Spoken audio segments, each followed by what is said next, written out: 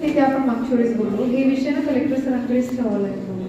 आता पेसा सबसेंटर आणि PESA PHC ही मला तुमच्या डिस्ट्रिक्ट लेवलवर मी बोलली. सोलार बद्दल मला आधी माहिती पाहिजे.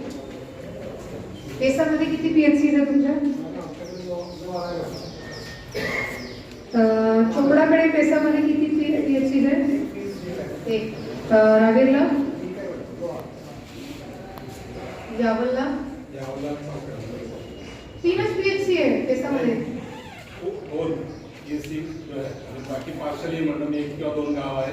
कसे सांगा ना पार्शली? 4. पेसामध्ये यावलला किती PHC आहे? 4 आणि चोपडाला पार्शली किती आहे? 1 आहे मॅडम आणि पूर्ण 1 म्हणजे 2 झाले. आणि तुमचे? मॅडम लो आला पुणे मॅडम आणि एरोदा आणि वाघोड पार्शली मध्ये 3 झाले. 4, 2 आणि 3 म्हणजे असे 10 PHC आमचे पेसाचे काम केले जाणार आहे. मग हे 10चे 10 PHC च्या सोलरच्या काय स्टेटस आहे? मॅडम फक्त सावखेडा बाकी आहे आणि इकडं भालत झालेलं. बैठकीचं काय विशेष आहे? नाही, आजची बैठक पेसा गावांच्या आढावासाठी ठेवली होती. चोपडा, यावल आणि रावेरला जे पेसा गाव आहे तिथे आमचे काही कामं शासनाकडून मंजूर होऊन येतात, काही काम आपण देतो. तसे भरपूर विषय नवसंजीवनीच्या मीटिंगमध्ये नेहमी निघतात.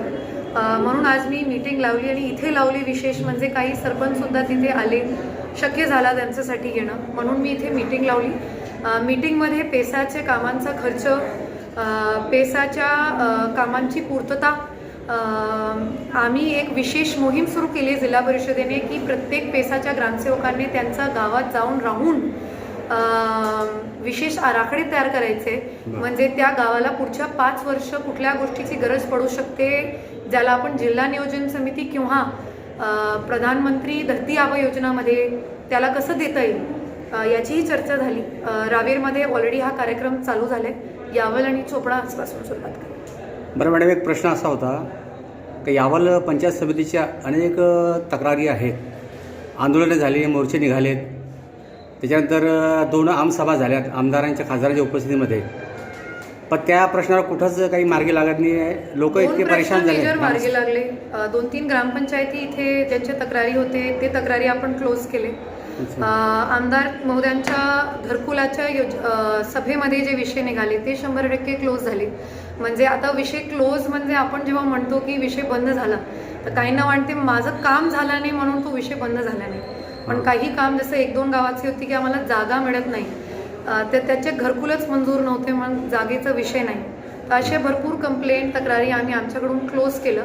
एक विषय गोठाचं माझ्याकडे आलं होतं. मी जेव्हा पहिल्यांदा यावलला आली होती, गोठेची रिपोर्ट माझ्याकडे दाखल झाली, तोही विषय बंद झाला. त्याच्यात आम्हाला आमच्या स्तरावर तर कुठलाही विषय दिसला नाही. म्हणजे जी गोठे ज्या वर्षी मंजूर झाले त्या वर्षी तिथे बांधले गेले ते फोटोग्राफी माझ्याकडे दाखल झाली, यावल आणि रावेर दोघी तालुक्यांचे. मग माझ्याकडे जेवढे विषय डायरेक्टली मला ॲड्रेस झाले ते विषय तरी मी बंद करायचे प्रयत्न केलेले आहे. बरं, दुसरा विषय असा होता मॅडम का पूर्ण राज्यामध्ये उपमुख्यमंत्री अजितदादा पवार हे यांचं निधन झालेलं आहे, तर राज्यात पूर्ण दुखोटा पाडला जात आहे. ते दुखोटा पाडा म्हणजे शासकीय दुखोटा आहे, तरी आपण हे बैठक घेतली त्याबद्दल थोडंसं चर्चा होते.